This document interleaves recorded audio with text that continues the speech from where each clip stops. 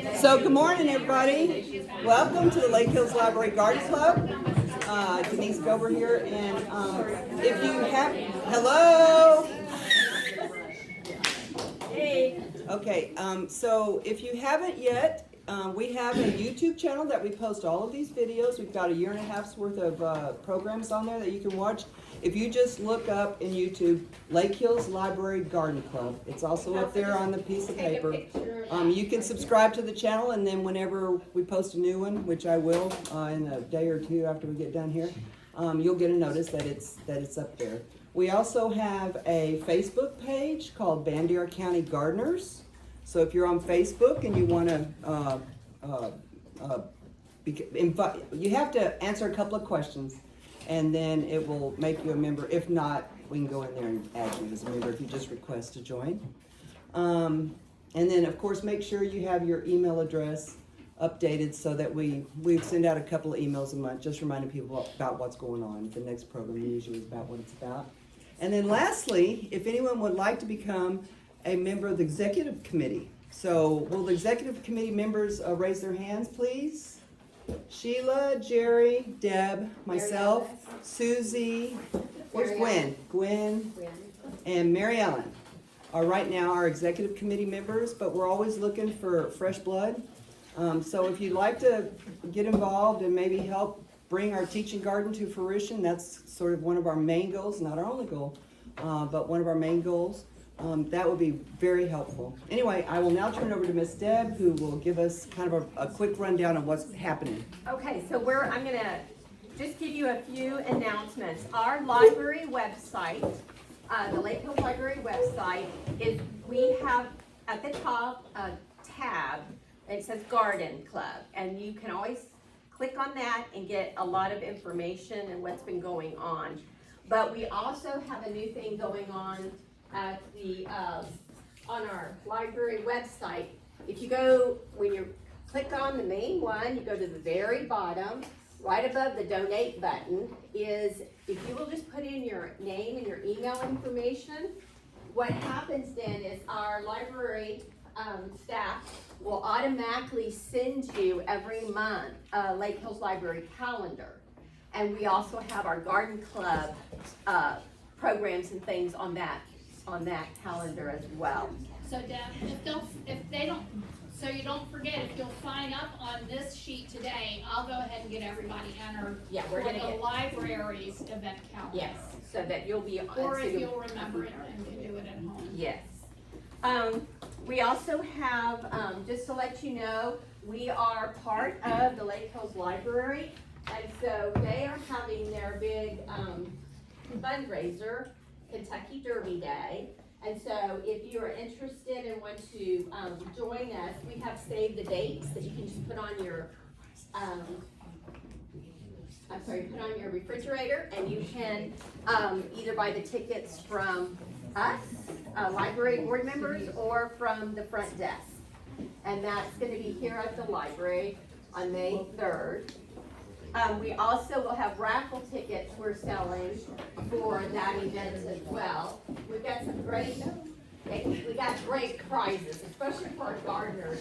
We have a beautiful all local artists did a 3-piece outdoor furniture set, and then we have a $500 Lake Hills True Value gift card. You can buy a lot of dirt with that. And then there's a $200 Bandera True Value gift card. One is from the Lake Hills and one is from Bandera. So for us, that's a great deal. Also, we are going to have our big fundraiser is going to be June 7th, and it's going to be a garden tour. We in the past, the garden tour was done many, many years ago, and we decided to bring it back. And so we have 2 gardens that you're going to tour, and then we also are going to do, at 12:30, there will be information about our teaching garden. There will be reception with food and things like that. And so if you are interested in helping volunteer for that, for the garden tour, we have a volunteer sign-in. We just need some extra volunteers to be in the 2 gardens that we will be touring that you can go to. We just need people there just to say, oh, watch your step, you know, to sort of helping with the flow of traffic. You don't have to give any information about the garden or anything. We just need, people to stand in the garden and look pretty and get everybody going in a certain direction. And then the last ones, the March meeting will not be a program, well, there will be a program. But the main thing in March is our plant adoption sale, where we will have all kinds of plants that we will be able to, people can, give a donation and get some plants. If you have a lot of extra plants, I know someone has a lot of spinach, and she's gonna donate that, thank you. And, just, if you wanna bring it up early that Saturday morning, it's gonna be March 15th. And at the same time, we're gonna do the plant donation sale, but we're also gonna have Linnea Weatherly. She's gonna do a short little, talk about medicinal teas. And then she's also gonna do the walk around the, premises and point out the flowers and the weeds that we think are weeds that aren't weeds and what they're good for and things like that. So that little walk will be going on. And then finally, in April, we're gonna have a presentation about soil testing and how to test your soil, what you're looking for, where to go to get the soil tested, and all of that information. So that will be our April program. So did I leave anything out? Because there was a lot. If you are new here today, I would ask that you go ahead and take one of these. It has all the information about our club, and it has like all the sites where you can find information and how to get to our programs on the YouTube channel. And then, today after this program, if you want to know more about the new water catchment system that just went in, Mary Alice and Sheila Harris will be there outside, and it's just gonna 5 to 10 minutes, and you can ask questions, and they'll let you know a little bit about how we did that. So anyway, okay. Any other questions? Okay.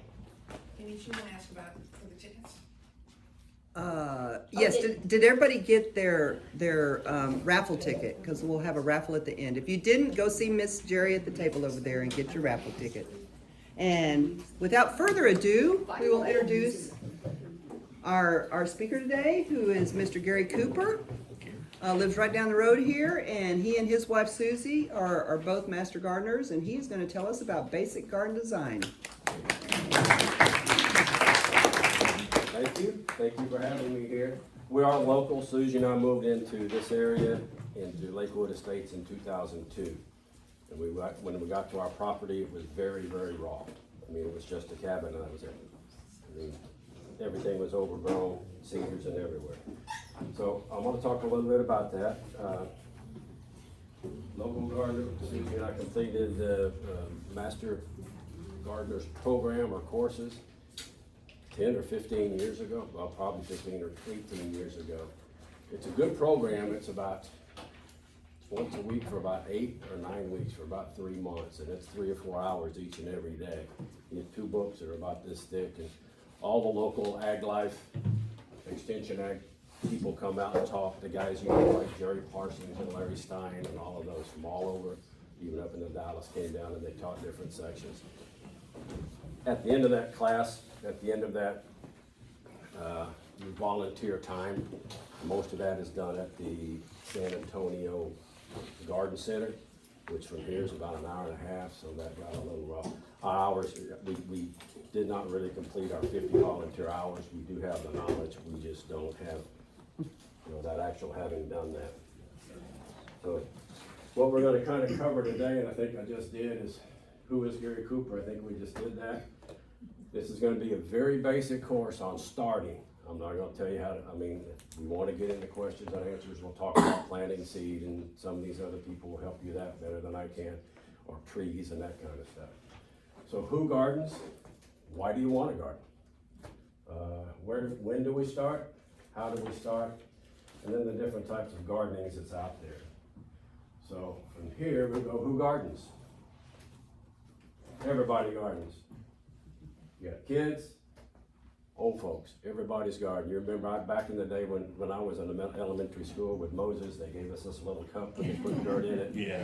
And they gave us a little pinto bean and we put it on the windowsill and then we watched it grow. Neatest thing. Awesome. Yeah. Neatest thing. Well, that's why everybody does this. As you can see, teaching is like gardening.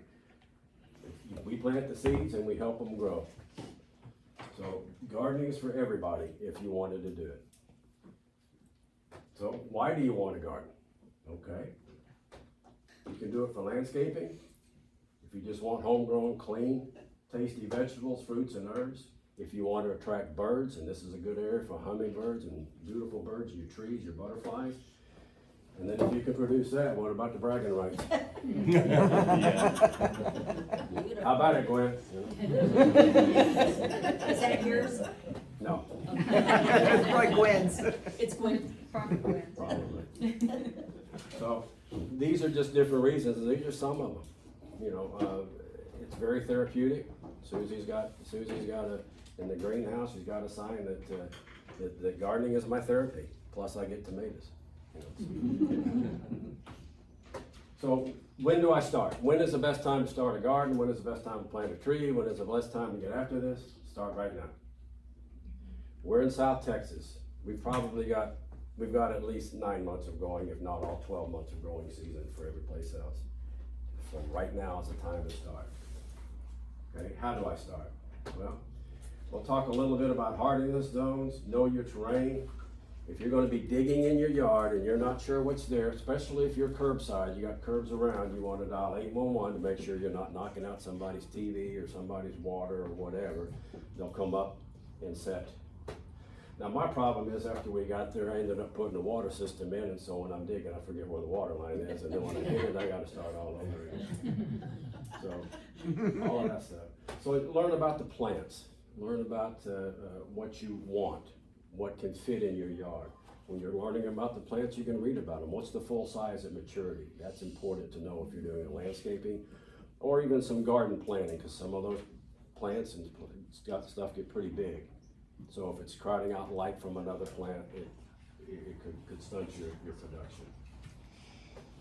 So temperature is one of the most important aspects of a garden, in the environment of what we're looking for. This is talking about the hardiness. We gotta grow things that we know are gonna survive in that area. Here we go. Lost my notes there. So Texas is a large state, and I didn't know this one. This was a nice little rabbit trail to go down. Texas is a very large state. We got 4 or 5 hardiness zones. But you can add a week of growing time at the end of each season every 100 miles you travel south in Texas. So from Dallas, we can do almost 3 weeks longer. From Austin, we can do 1. Waco, we can do almost 2. 2 weeks longer gardening in that. That was just kind of an interesting. Also, you want to know in your landscape where the shades, where the hot spots, where the cold spots. You'll check that with your sunlight. That also, your conditions vary very widely between in your garden. We put in 2 trees. We were given 2 little palm trees about this tall. And I put 1 in, and then I went 15 feet else. One of them grew to about 25 feet tall and was well over this big around, and the other one didn't even, it died within weeks. The conditions in your yard, make sure all of them have drainage, all of that kind of thing. So that's gonna vary as well as your temperatures. So we made, the U.S. Department of Agriculture made a hardiness zone, a map on hardiness zone, and if you look on the seeds or the plant information when you get them, if you get them from a box store, it's gonna tell you about their critical temperatures, whether the minimum, maximum, or optimum, the range of temperatures that it can take, that flower or that plant can take. So we went online and we drew up this. We're about right here. This is from the USDA. We are an 8B, which means on average, the coldest would be a 15 to 20 degrees. We average about 40 degrees, 38 to 42 degrees in winter here anyway. So that's just important to know. If we go further south, you're tropical. We're kind of a subtropical. But again, an 8B if anybody's looking for that. more things to think about. Okay, I've got a yard, how much space is available? What type of gardening do I wanna do? Do I wanna do some landscaping? Do I wanna do some produce? Do I wanna do both? Do I have the room for it? Sunlight. You heard last week, Gwen said most vegetables need a minimum of 6 hours of sunlight a day. So you wanna look for 6 hours or more, 8 to 10, the more the better. What's your terrain? Is it sloping? We got Check. into our house, and after we knocked down 40 cedar trees, I'm standing 20 feet in front of my house. And I'm looking back at it, and there's over a 7-foot drop from the back of my house to where we are. So we knew we needed a terrace to terrain somewhere to build it up, if we wanted to have dirt, unless we just wanted to have rock rolling around. Water and irrigation you need to know about. I'm not gonna hit too much on soil type because ag is coming on in April. I'll answer what I can if the questions come up. What about the size of the plant when it's fully grown? I talked about that. And what do we do about deer, the pesky critters? I know some of you don't have them, some of us do. I just think one of the funny things is we put up a fence and it was a 6.5-foot fence, and one of our neighbors came over and said, deer can jump over that. Well, yeah, they can, but they won't. Well, what makes you think that? Well, because all your vegetation doesn't have a fence, they don't have to work for it. They'll go over and eat yours and they'll leave it. So you gotta be careful. The salad bar's up top, they can come over and jump if they want. So, looking at some of these things, where do we wanna start? Where do we wanna plant? Are we gonna have enough space? And are we gonna have adequate sunlight? Now, I know out there, you can get online and you can get these little meters that you can set them out there and it'll judge and time the sunlight for you in that particular area. Those work. Usually, if you sit enough time on your porch or in that area, you can figure out what the timing's gonna be. You can look at the yard to see what part's scorched and what part's not, if you're not irrigating. So you can kind of learn those things that way. Again, most vegetables need a minimum of 6 hours. Do the research, it's gonna tell you what you need. Determine whether we need terracing and what materials we're gonna use. And like I said, we moved into a property, it's not big, but it was fully overgrown. We didn't know what was there, except we just saw the cabin that we moved into. And we were blessed with a front end loader, so we were able to just literally rip up 36 or 40 cedar trees and just pull them up by the root and get them down. When we did that, we found about 12 cedar trees that were only this tall. None of the trees at our house even matched our deck. They weren't that tall. 22 years later, they're way above it. But we looked at this, and like I said, we had a 6-foot drop in it 20 feet from the back of the house, so we knew we had to terrace. What we did at that time is we just got a couple of loads of railroad timbers and we began to stack them and tie them down. Almost all the dirt on our place we brought in because there was no dirt there. We couldn't scrape up enough. So we terraced it up, and then as things started settling down, we ended up having to put a sidewalk in, which helped a lot, but it does in many ways, it's a deterrent as well because it's solid and nothing can get underneath it, so it stores up the plants, holds water where you don't want water held. So you gotta make sure you're still gonna have drainage. Once we set that in, we were able to move railroad ties and do different things in the yard. I don't have any pictures of our yard, but on this, but we can show them to you later. So decide what you're gonna make it of. Railroad ties, landscape timbers are nice. They've got the little metal edging. I hate that because if I touch anything, I'm gonna get cut and bleed all over it, and metal just makes me bleed more. So you can do bricks and pavers. Berms. We ended up using berms made of common material and porter concrete. And we had to do that to create water because living on a slope like that, when water comes from on top of the hill, it gets everywhere.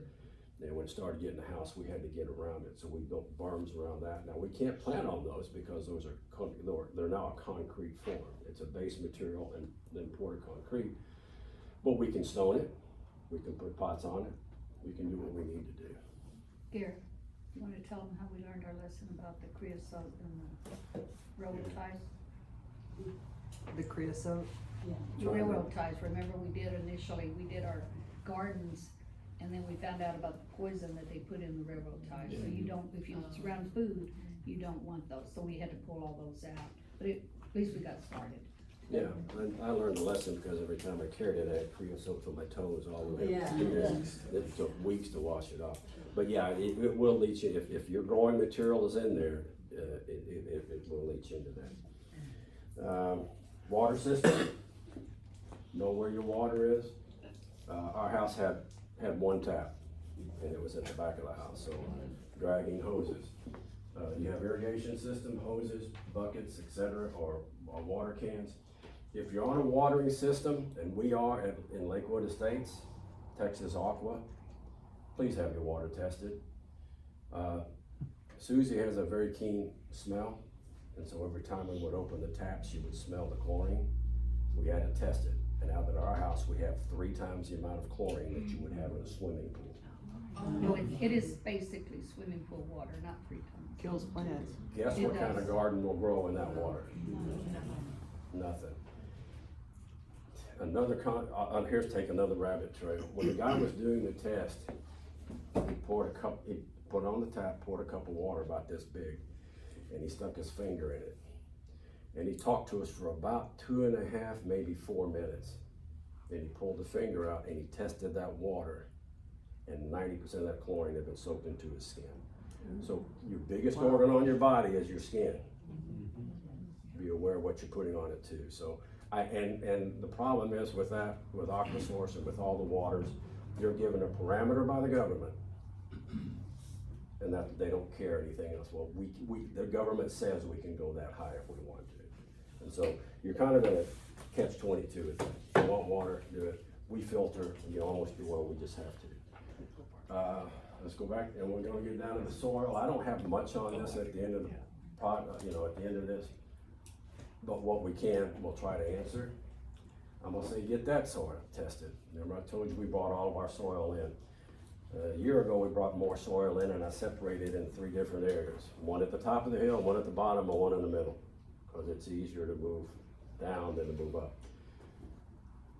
Then I figured we're gonna get the soil tested, so we went over to, there's a couple ways to do it. You can go up to True Value and get a testing kit for your soil, just read the instructions and do that, and they'll tell you. Or you can go online and print this form out. You won't have these bags, you can do whatever. Or you can go up to Mansfield, to the ag office at Mansfield Park, and they'll give you this and they'll give you the bags. And it's $12 a bag when you send it in. You just fill it up. What they want you to do is in your garden, however big it is, take samples from 3 or 4 different areas, mix it up and put it in the bag, mark it down here, title it on this, and then you send it out to them.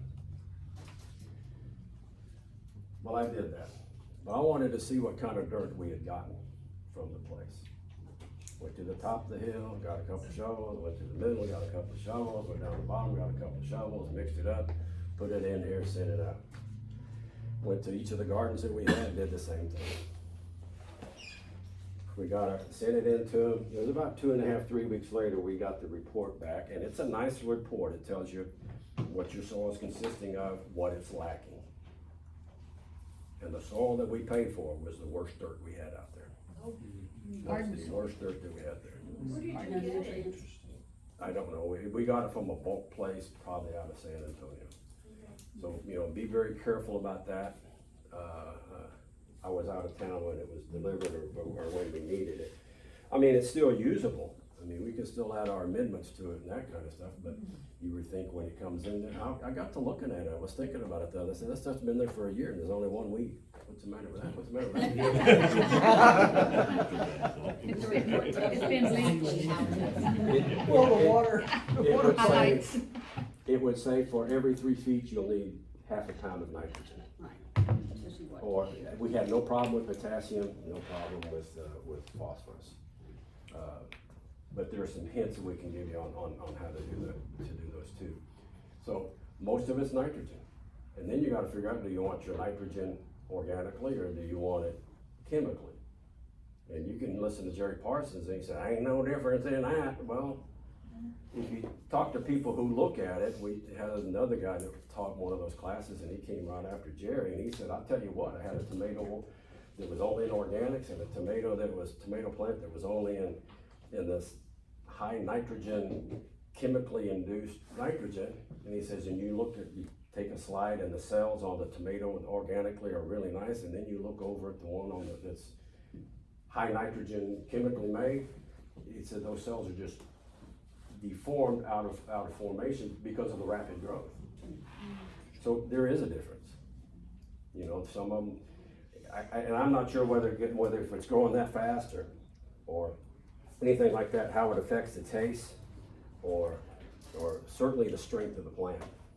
You know, if it's outgrowing the root system, it's not doing well. Nitrogen will help it outgrow the root system. Can I ask a question back to your statement about sunlight? Because I have an area where I originally put out and I don't have gardens in the ground, I have gardens in the boxes that we made out of old fences. And, so we put it in an area that gets a lot of sunlight, but I feel like we almost need a shade cloth, because in the summertime, I feel like the sun is just burning up my strawberries and Excellent. I feel like I never get a good crop. One reason is because, of course, we have not had good rain the past several years, and I do have rain barrels. It's hard to carry water in buckets to water your stuff, and I just feel like they're just getting fried in They the are. summer sun. They are.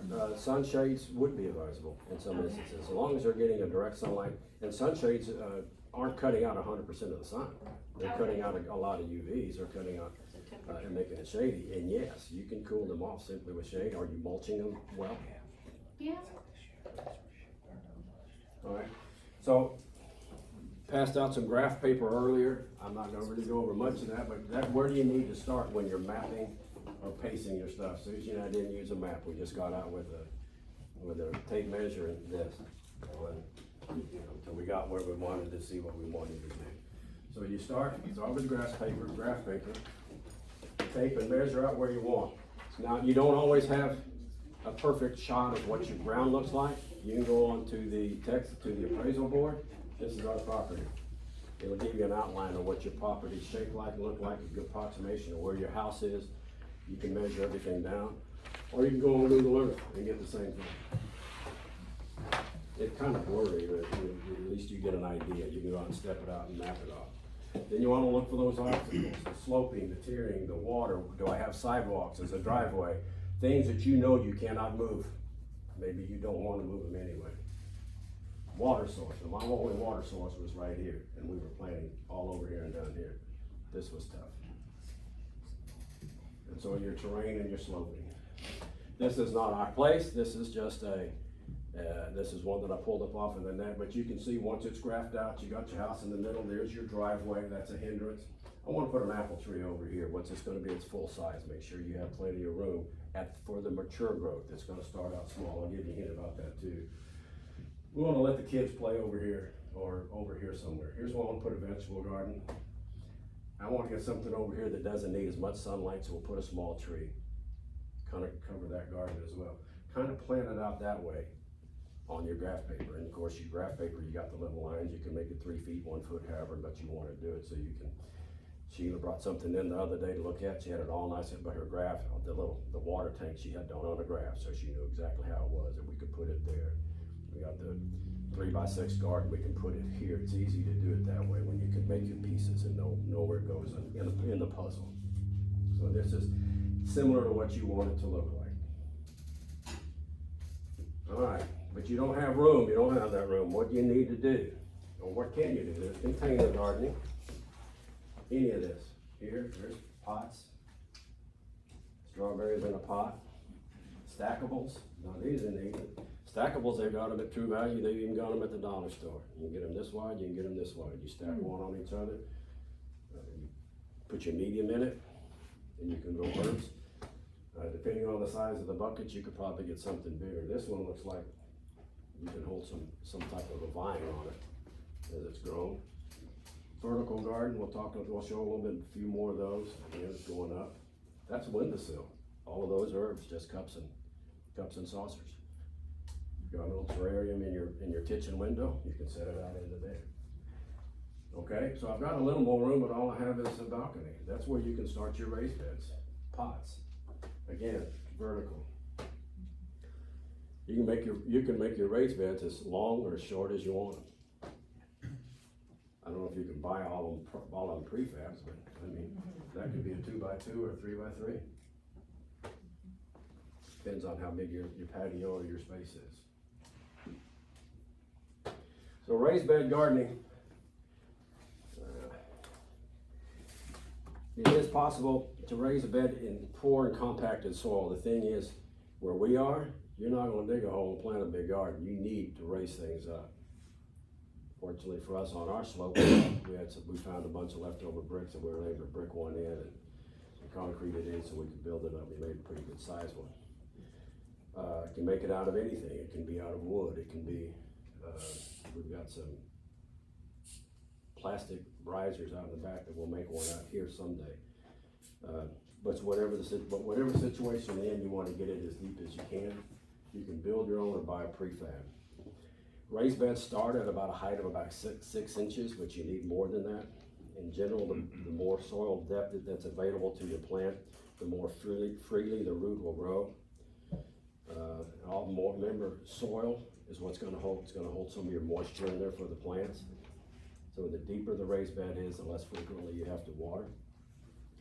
If your space is limited, you might want to start with one bed. If you feel like you want to get great produce, go to 2, 3, or 4, whatever your room will allow you to do.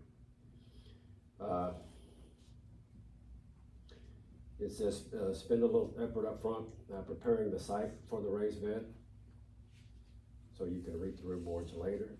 You want to look for the light. If it gets too hot, you can put a sunshade over it. Actually, I've seen the sunshades. I might have a picture of them where they've got the PVCs kind of cross going over, and you can lay it on there, tie it down, and if it's cool, or not sunny, you can pull it off. We can see those.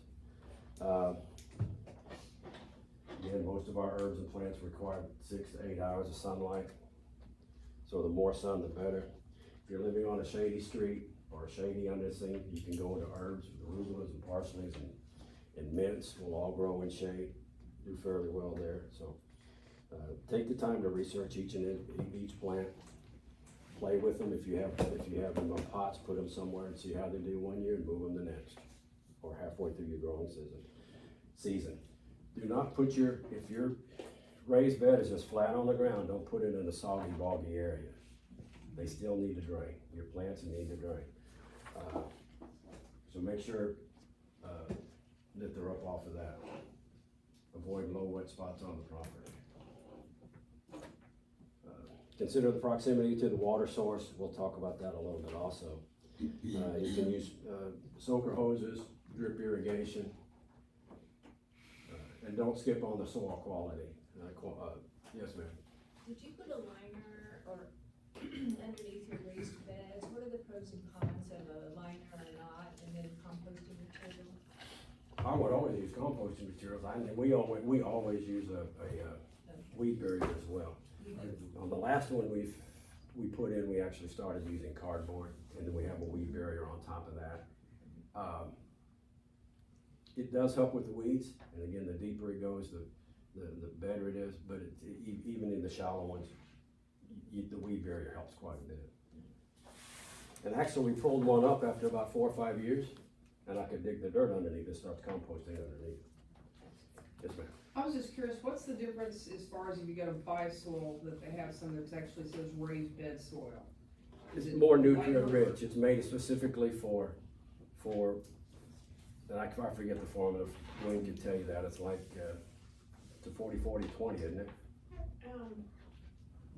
No, I Organic. mix my own. I use like 40% compost, 40% topsoil, and 20% sand or something like that. Yeah, you gotta have the sand for the drainage. But it's got more compost, more of that nutrient in it than others. That's one of the benefits, because you're empty, rather than field gardening, is you're adding the dirt that you want, a more nutrient-rich dirt. Yes, ma'am. Is the raised bed just the sides then, and the bottom is open to year round? The bottom is open. Okay. And so we cover the bottom with a cardboard and with a weed barrier, which is a cloth that the water can get through. And then we fill it with the dirt. If it's real big, you can put other organics in it, but I've seen it where they were, they had I guess it was, what's this, about 4 feet tall, 3.5, 4 feet tall, and it was a 6 by 12. I mean, a 6 by 3. And that's just a lot of dirt. So you fill it with something so that you can get running. He was putting tree stumps in it, and as the tree stumps decayed, it was putting organic material back into the area. But you're filling space is what it is. It's like in a big vase putting rocks or crushed up plastic bottles in the bottom just to fill it so you're not adding so much dirt to it. But again, with the raised bed, you're starting out with a better soil than what you have in the ground. You're not having to add as many nutrients at first. I look at the common, the ready mix fertilizer stuff. Learn the fertilizer terminology. It helps with just about everything. You'll see the letters NKP. N is nitrogen. P is phosphorus. Potassium is K. Potassium is what's going to help the stoma open. It's going to make the cells form correctly, or help to adjust the cells correctly. Nitrogen, of course, is going to supply growth. And phosphorus, it really helps in root formation or root growth. What we used to do when we started out planting all of our little plants out there, we found a bag of what's called crushed rock phosphate. It's a powder, it's phosphorus rock. And as we dug the hole, we got ready to plant. Of course, we checked for drainage to make sure that area was gonna drain after we lost the palm tree. Make sure we were gonna get good drainage on it. Before we put the plant in, I take a handful of phosphorus, throw it in the bottom, put the plant in it. Don't cover the phosphorus, don't mix it with the dirt, just throw it in there, put the root on it, cover the dirt, plant like you would a normal plant, and it helps that root establish faster. So that was one of the tricks we learned at that. So, but know what this is, the higher the number is what it is. Nitrogen is usually like if the first number is a 30, that's an ABC on your lawn fertilizer, 30, 10, 10. Nitrogen, phosphorus, and potassium. Again, here's some other hints. Start with something simple if you're doing a raised bed or something you think is simple. If you want herbs, it can be very small. Raised bed, I didn't have it on here, but raised bed, I think there was a guy in the north, can't remember what state, is the one to put it together because they have a very short growing season. So he knew he needed a very rich soil to plant in. Plus he was old. He didn't want to have to walk through this garden and bend over to do it. He could build it up, and he made it 3 feet wide, so that's his reach. He didn't have to get on top of anything to crush it. It was all right here, so he could just reach it here. He could do it. And he would build his garden, and he would say, tomatoes gonna go 4 feet, are gonna go this tall, about this big around. He'd put a hole there, that's where he put a tomato in. He wanted over here carrots, and so he could do it all, so he would actually graph it off. And then he would put his plants in. And that's how Square Foot Garden came about, and it really took off because it was so quick. A very short growing season, high nutrient soil, easy to care for. You could take a water bucket and water it if you wanted to, and it was easy to get to. Easy to weed, easy to do what he wanted because he wasn't reaching all the way across something or climbing on something. Again, start with a suitable soil. Track your plant from year to year. What worked this year? What's working consistently for you? Make your rows small where weeding is easier. If fertilizer is required, do it. And if you want trellises, whatever for vines and stuff, go ahead and put them on there. They'll tack onto the side. Take a little bit of time every day to go out and look at it. This take 10 minutes every day. Well, that may sound like a lot of work, but look at the payoff. It's really not. If while you're going out and looking at it, getting a little water, pulling up a weed, checking, make sure if it's a little hot, put a little cover on it, a little mist or whatever, and you're good to go. But that's what they look like. Oh, that's pretty. Gary, do you rotate your crops? Sometimes I call them crops. Do you like, Kinda like what you're do you talking about. like rotate, keep your tomatoes always in the same spot, or do you move things around? I think we moved them. And we haven't had anything in a couple of years. With the swimming pool. Yeah, we ended up with swimming pool water for the last 2 years, so it's hard for anything, and then I've been on the road until then, so. Gary, is that your garden? No, Sure is pretty. it is. I think that's what they're supposed to look like. Okay, there's another garden that's very similar to this. It's still a raised bed, but it's a keyhole garden. Okay? And the thing, this actually, the original name of this is a composting bed garden. And it's considered a permaculture because it's a permanent agricultural thing. It sustains itself. It's regenerative. Keyhole garden's a raised bed garden with cutout. See the cutouts. And in the center here is a composting bin. And this is what I was talking about earlier. This is for shade cloth going over the top. Oh, no, that's cool. PVC right here. Then you wrap your shade cloth on it, either side you want. So you have your garden material on the outside. You see the built cinder block, wood, stone. You could probably even use tin roofing where you can bend it, stake it down. And then chicken wire basket in the middle, filled with your compost. Now, if you're filling it with garden compost, leaves, organics like that, good. If you're gonna end up putting kitchen refuse in it, watch out for the critters. Critters will get in there too. So as the rain comes, and your materials decomposing, it's being spread throughout the garden. It's a great optimal way to do things. There's three. Garden is raised for twofold. It promotes adequate drainage so the soil remains moist but not soggy. And second, the tending to plants and harvesting is much easier since it's up off the roof. But it's benefits here. Composting, of course, it's right there in the garden. Makes it easier and it just makes good sense. Good production in a little bit of space. You get good production in a little bit of space. And it's good for small yards if you don't have any. There's are not enough. Don't need to worry about a whole lot of fertilizers, or if any at all. And it provides an outlet for composting grain and certain foods. I didn't really see the aesthetically pleasing, but I guess you can depending on what the material was made out of. I mean, that might be nice, but that wasn't as pretty as the others, but you can build them up out of anything. And you can make them, as I said, as pretty as you want them. But keyhole garden, raised garden beds are a good solution for growing edibles where soil is otherwise poor. Since the gardeners can fill the bed with a high quality soil mix and then continue to replace that nutrient through the composting inside. And as compared to a traditional garden, keyhole garden is more ergonomic and convenient choice for gardeners because it is a raised bed.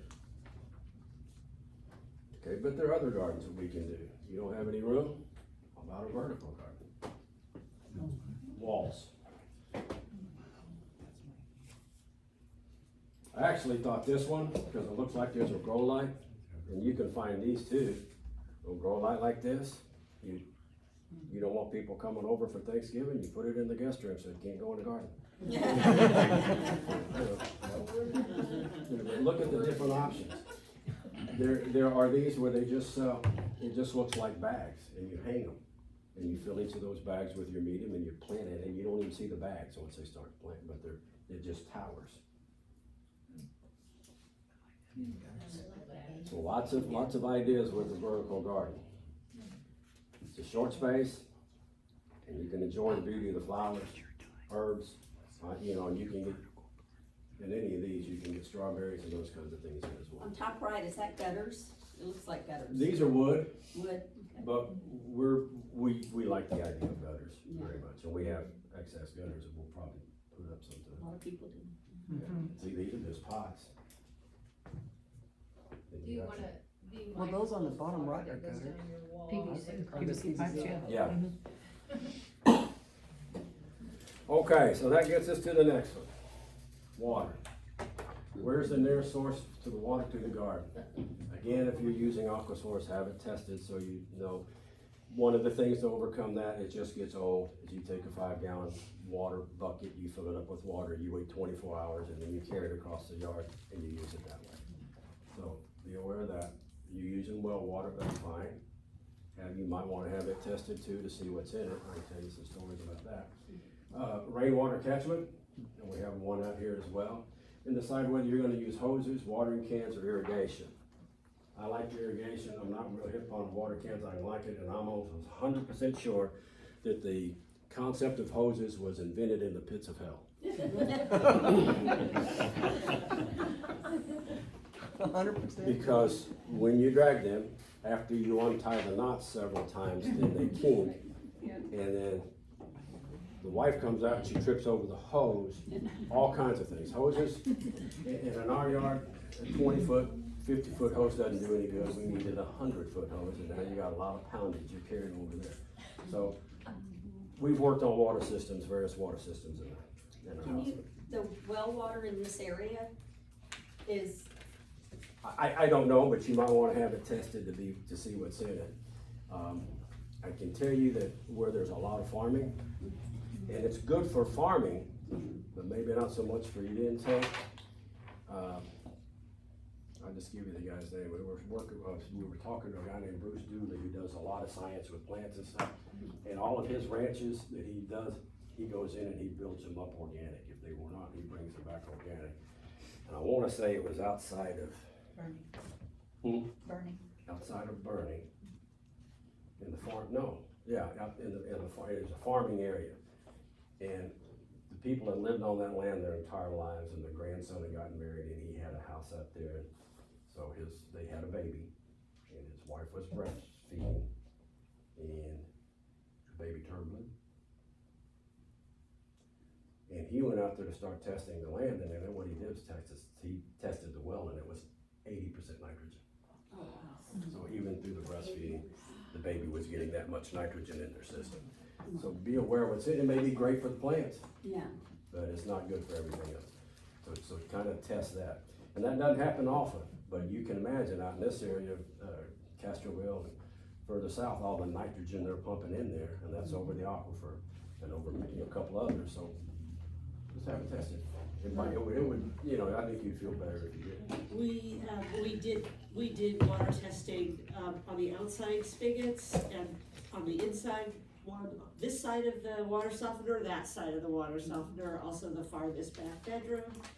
And this was the new well at 650 feet, and then we also had bottles of Dasani. And so compare them against, some water bottled water. Yeah, and you can buy the kits. Yeah, it's a swim pool. Yeah. Well, I don't know if what tells you nitrogen is, but they came out and they test the water, and then they put the little thing like you put in a swimming pool in. I know like ours, there's always a lot of lime scale on everything, right? Right. And, so of course there's that, but an outside spigot should be before the, filtration system, so I just didn't know if the water's salty or, I know it's got lime. It's got a lot of lime and calcium in it. I was trying to think, they come out and worked on the water softener, and they turned an extra valve. So for some point, we were getting some of the softened water, the salted water out there, once the valve was corrected, and then that corrected itself, but the chlorine's still there. Excuse me, where can you get those the water testing? We got ours online, we just Googled it. Yeah, probably. We had a guy come out and do ours. Susie can give you his number, and he'll come out, he'll look at your water system. He ended up, Charcoal. we put a charcoal filter coming into everything, and then the charcoal filter goes into the water softener. The greenhouse. And then he built, for the greenhouse and the lower gardens, he built a filter specifically for that, like you get 3 hoses on that to go down there. So. Who was that? Okay, so 3 different types of watering by hand, use of a sprinkler. As you can see, just the end of a hose. That one. And you can irrigate it around. A garden watering system involves creating a network of pipes and to deliver water to the plants with drip irrigation, a micro spray, a mini spray, or even pop-up sprinklers. And the benefit of an automated watering system is that you don't have to be there to watch it work. You don't have to, of course, you don't have to be outside while it's on. But you could be at a garden club meeting, you could be at church, you could be on vacation, and your yard's still gonna get watered. And it's gonna be watered for a specific amount. Depending on what it is, it determines what kind of a sprinkler, what amount of water you're gonna get. This looks like soaker hose. These are water emitters. Now, the thing about this is above ground, but you can put those water emitters under the dirt. Yep. Because as the pressure comes on, it self-cleans those emitters. Most self-cleans those emitters, and then it's under the ground, and it's soaking, it's getting to the roots itself. Again, pop-ups. Now, that's also on an irrigation line. Those aren't dug in, those are just stuck in and then it's hosed together. It would be a system like this. You uncoil that, it's probably 50 feet. These are your low water reducers and your timers. I want it to go on Tuesday at 8 for 2 hours and boom, and it drips. These are emitters that are dripping down, that's probably 3 gallons an hour, or maybe more than that. And this just looks like another soaker hose, it's just woven through there. Now, when you get to these systems, especially if it's irrigation, this type, low pressure and emitters, most of the water systems or water companies will work with you because it's not using a whole lot of water. It's being very measured as it goes out there. And in most cases, they can't see it, so. There was one that had actually this unit tied in right here. So you can go out there and set it the way you wanted it. So, pretty interesting. You notice the rock pass on sand, so when this soaks, that sand, if that was concrete, that would hold that in there. Hold the water in there so those wouldn't drain right. But again, it's just wood bolted together. Water system comes, cleans out. Water catchment.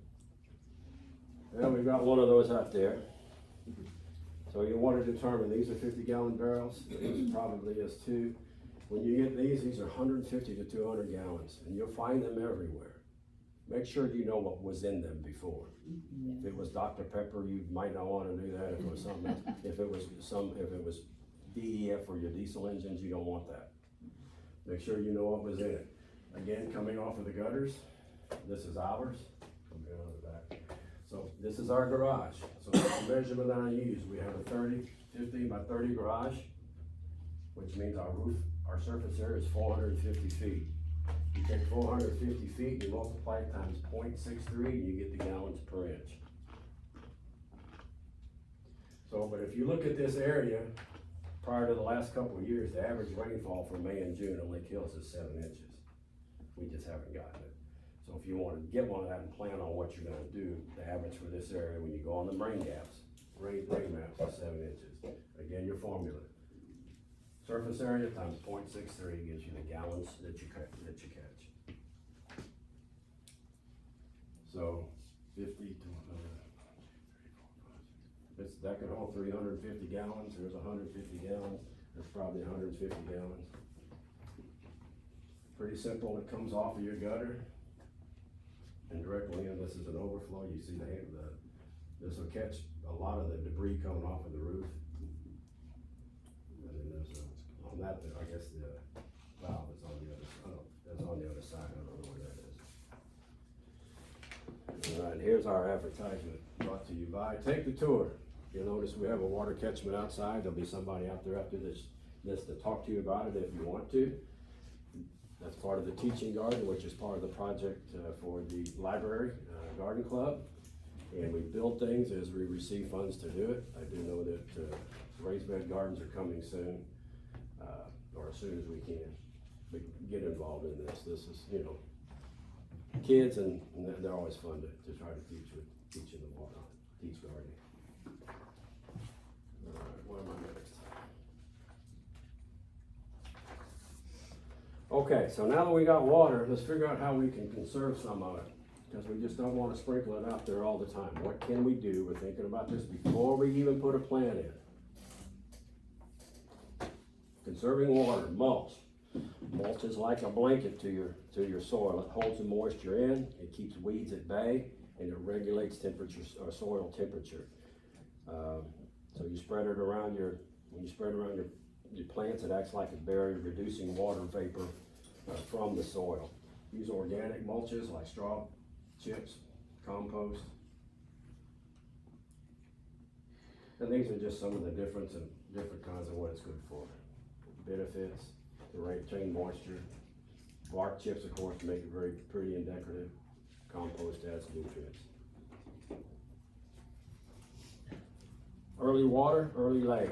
Early morning watering, late evening watering is much better because especially in our area, the sun's not out, it's not evaporating the water as quickly. Sun is less intense. Use drip irrigation or soaker hoses. We talked a little bit about drip irrigation. You can get it directly on the plant or you can run it a line. If you get the lines with the emitters, I think they go every 3 feet down to the emitters, or you can get the line where you can put the emitters exactly where you want them. Choose drought tolerant plants if it's landscaping. If it's vegetable gardening, again, make sure what you're doing, what you have on hand there. Of course, collect rainwater. I don't know if you realize this, when rainwater catchment started coming out about 20 years ago, the state of Colorado was taxing their people for catching the rain. Oh my gosh. And they said, well, because it's not, I forget how they put that, but it's not, you're not capturing it all. And the guy looked at the state and said, you're letting it run into the ground, so you're only capturing it under the ground less than 50%, and I'm catching 100% above the ground. So he couldn't figure it out, but they have since changed that. There was a man in Bernie who was very consequential in writing the state laws for water catchment in Texas, and he had an awesome setup. So rainwater catchment, and plus water is going to be clean. You always want to make sure you have a dark, solid container. Because once light gets in it, that's when the algae starts to grow. That's why ours was black. This one is it's thick, dark. And it says watch out for mosquitoes. We hadn't had a problem yet because our tubing is so long, and it may be out here as well. But be aware of that, the things you can do. Drip irrigation, we talked a little bit about that already. Consider shade and windbreaks. Once you put your shade cloth up, you're gonna help keep that soil a little moist as well. Improve your soil and composting. Again, we talked about planting next to sidewalks and stuff, so that's your porous material. Make sure that you got, because solid concrete's gonna stop water rain off. You'll get it underwood, you'll get it through the sand, you'll get it other place. And then you wanna remove competition, make sure you're taking out the weeds, that kind of thing. Okay, dirt. One of the most common mistakes that new gardeners make is not putting enough effort into learning about the soils and what's needed for proper preparation. Soil's a primary source of water and nutrients for your plant. You must also provide sufficient air to the root system. Knowledge of the characteristics of your soil for the garden is necessary for making decisions of what you're going to plant. We can't do azaleas in this area because we have no acid. Azaleas need acid. You'll have to have them in a pot. Your soil will have to be acidic. And there are things like that. I mean, they're pretty, but if they're not gonna grow here. And I wanna say, what I just said, it may be pretty, but not gonna grow here. We've got stuff growing that we were told would not grow here. Years ago, we put in olive trees. I'll make the comment, after about 4 years, Susie and I were listening to Jerry Parsons on the radio, and she called and asked him a question about olive trees. And he said, "Where are you?" She says, "I'm in Bandera County." He said, "Well, you'll probably get about as many olives as you can put on a postage stamp." The next year, you know those boxes of paper that you get from big box of paper that you get from Office Depot. And we didn't put paper in it, we put olives in it and it filled it up. Our problem is on the trees, it got to the core of the plant. But it makes a very pretty bush and the leaves are nice tasting tea and pretty healthy for you. So, try things, don't be afraid to try. And again, get your soil tested. Learning your soil is an experience. And this is another advertisement. On the 12th, we're gonna have Mark Zoller, Ag Extension from Texas A&M here in Bandera County. He's gonna talk about soils and other, not just testing, he'll talk about soils and amendments. He'll also bring some of these bags and some information in these forms. If you wanna get your soil tested, you can get that done and mail them in. He'll talk about all that. If you have specific questions that you may wanna ask about, I don't know, specific trees or whatever, let me know and I'll just send him a note, see if he'll be prepared to talk about that. The Ag Extension office out there at Mansfield Park they've got information on just about everything in this area. They all work together. Larry Stein is out of Uvalde and he does almost all the orchards, corn orchards and that kind of stuff. And they all converse, they all get together. They're all part of Texas A&M Ag Life Center. If you need questions with your plants and you're not sure what to do, plantanswers.com, A&M extension, plantanswers.com.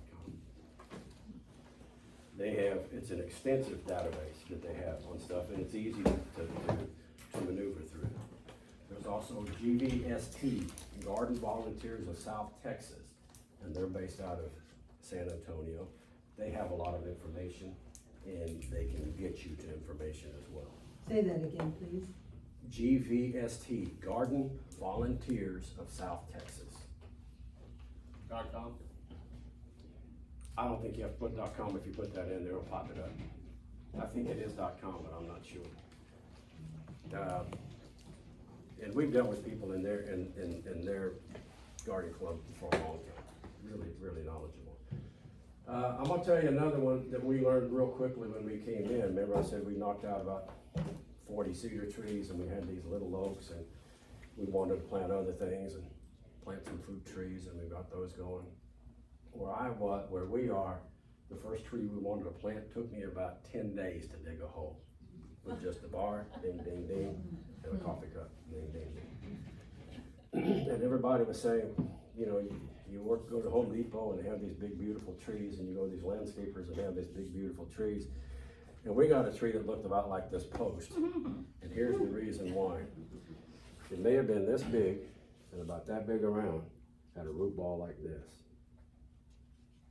So we spent $20 for a $2 hole. At the big trees, where they wanted to sell these big trees, okay, here's $800 for the tree, because it's so big and pretty. We'd be happy to plant it for you, $800. And it's not gonna develop root any faster than the little one. It's gonna have a lot of trouble because it's trying to feed more than the little one. It may not be as big in 2 years as that other one, but that other one may not be alive. We put in a chinkapin oak, a Monterey oak, and a Texas red oak, and they were all about the size of that thing there. They're now over 20 feet tall. And we just moved in, and the poor little red oak just didn't look good, so Susie was out picking ants off and talking to it every day. They were doing this to it. And then she started talking to her trees, and then they both went off. Well, her trees started to grow and covered up one of our gardens. So, it doesn't have to be hard work. You can make it as hard or as easy as you want it. I'm gonna let Mark come in and talk about the dirt and the amendments, because he'll do a much better job than I can. I guess one of the things again, be aware of the critters that are around you, the deer, those kinds of things. Fencing is probably the best thing for deer, but they're gonna get it if they want it. I mean, they're eating nandina and purple sage now. They don't eat that. When they're hungry, they're gonna get whatever they want. And we tried different things like spraying them with water. That didn't bother them. Susie would cut my hair, and I would sprinkle my hair along the fence line, especially around the garden. And does a little bit of turning, but then we started finding it in birds' nests, so they were helping the deer. Anyway, that's all I have. I want you to have this. Please remember, make appointments for April 12th. Thank you. And go visit the water tower. Any questions? Any more questions? Oh, Yes, yes. Go ahead. It's not really a question, I just wanted to say back to the hose issue that I always dealt with. I have two places, one in Bernie as well as here, and hated all the hassle of the long 100-foot hoses. And when I got one of those flexible steel hoses, it's changed my life. They're lighter. You would think they're heavy, but they're lighter than the other hoses, and they're just indestructible, and they slide really easily across our land out here. And what kind of hose was that? It's a flexible stainless steel one. Oh, I think they've advertised them on television, but you can get them online. Do they kink? No, they never kink at Excellent. all. Excellent. Yeah, you just can't run over them, but, with your car. Where do you get them other than Home Depot? Can you get it at Home Depot? That's all. And then Yes, ma'am. what they're called? Flexible stainless steel, I believe. Who else had a question? I did. What do you do about ants in your raised beds? That's a good question. I sprinkle cornmeal. They eat the cornmeal and then they die. DEO. We moved out and we had red ants all over the place. And I don't know where we got it, but somehow we ended up on our pantry with a 5-pound bag of Splenda. Choosers out sweetening the ant's nest and got rid of every one. Wow, that's great. Really?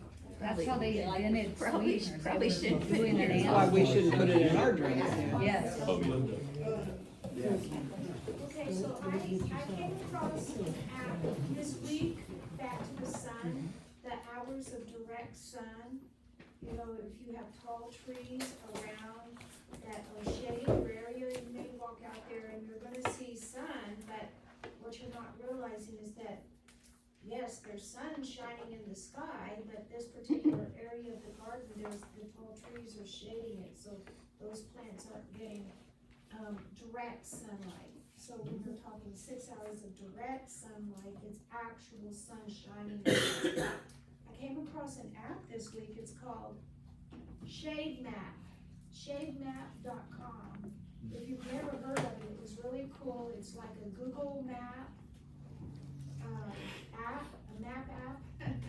It's a Google map app. You can drill down to your yard, and then it'll let you slide a bar on the screen for the different hours of the day, and it will show you exactly where the shades are, so that if you have something that needs 6 to 8 hours of sun, you can see where in your yard you can put that, so that it will get that. Shademap.com. Excellent. N-A-P. SHADEMAP. P, not T. I will put that in the email that I send out to everybody after this meeting that gives you the link to the video and all that. I'll put some of these tips in there as well. Yes, ma'am.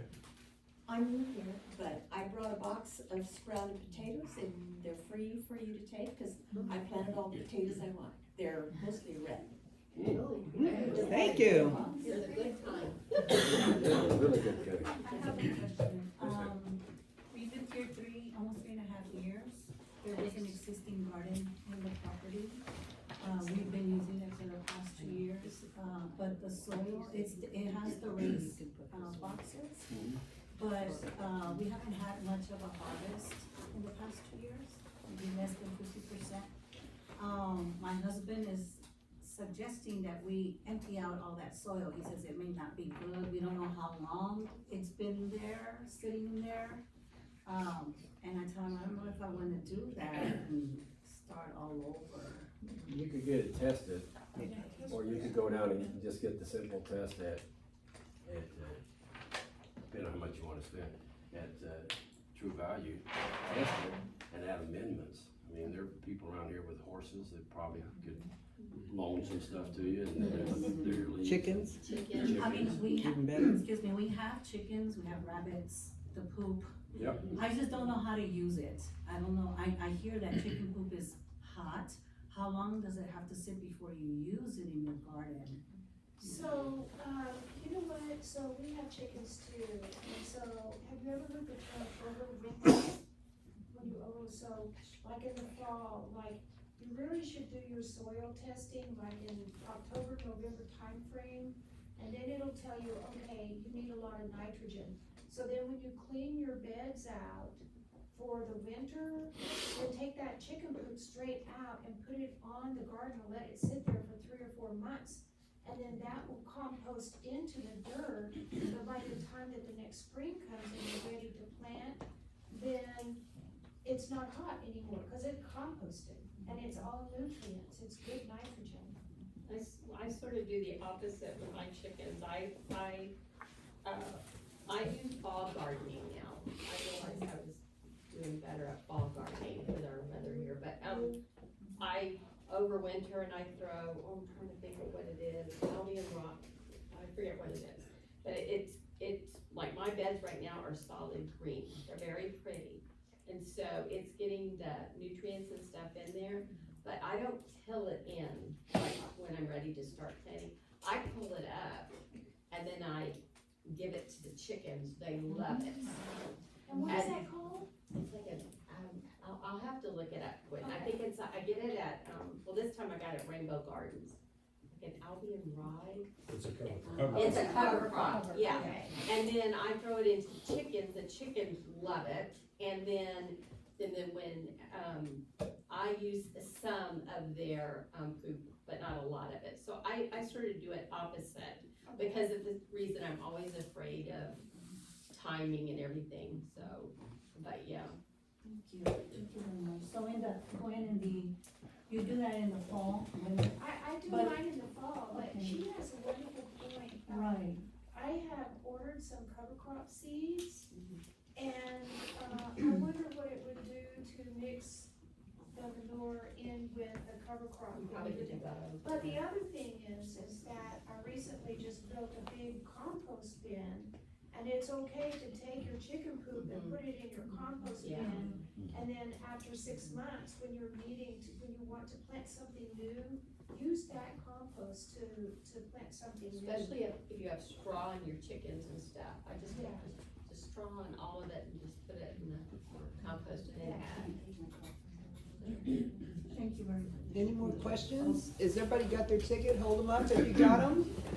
Okay, so you're all getting a school bag. Since we're doing landscape design, you will have all the graph paper you need for years to come. Your colored pencils, you have things to measure with, you have erasers, and then I went online and I got this from, I'm a native plant person. So I went on to this website, it's wildflower.org, and each person who wins one, it is pages and pages of native plants, or for landscaping here. And I think there's also some herbs in this one. And it gives you, if it's a perennial, like sun, part shade, whatever. But our websites now that you can get to, like the A&M websites, they are so informative. So anyway, so that's what the prize is today, and so you're gonna pull the first number. First number is 010.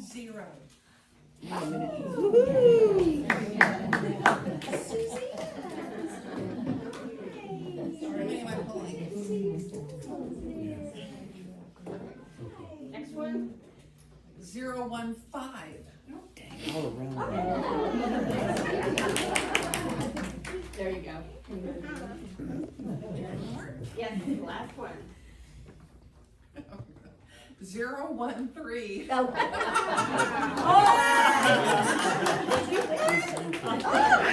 Yay! Good job. I have to design a garden. Okay, now, if there's anybody that would like to hear, a little bit about the water catchment system. We're all very proud of it, because you know, we can't plan anything unless we have water. And we're trying not to use, we don't want the library bill to go up, the water bill, so we're being very careful about that. So if you wanted to see what it has been, put in, you can come right out with it. Thank you for coming, y'all. And there's some bags for soil testing up here.